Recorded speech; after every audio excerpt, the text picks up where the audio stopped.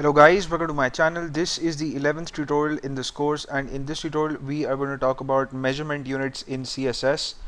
So you could build your style rules and you could specify values using several available measurement units, and I'm going to discuss the most popular ones in this course.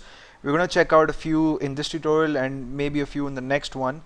So what I have here is a document that's called measurement1.html, and as you can see in the styles section I have a few style rules for the paragraph element, and in the body I have three paragraphs. So they have the following lines of text: frankly my dear, I don't give a damn.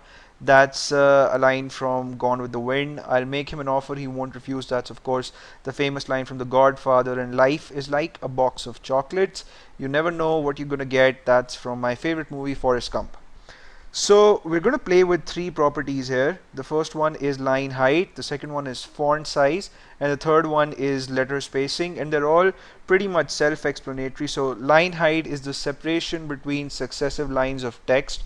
So the unit that's most popularly used with this property is the percentage unit. So if suppose you want the separation between your lines of text to be 5 times the standard size, then you would put in a value like 500% here. So before I put in any values, what I'll do is I'll show you guys how this file looks without the application of any style rules. So I'll go to the folder where I have this file, I'll open it in my browser, and this is what I see. So there are these 3 lines of text.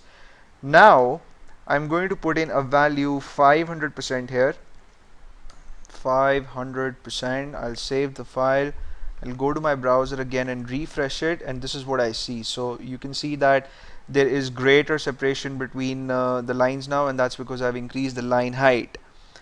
The next property is the font size property, and some people use the centimeter or the inches value for the font size. So if suppose you want each character in your font family to be 2 inches in size, then you would put in 2IN here with no space between the numeric value and the word IN.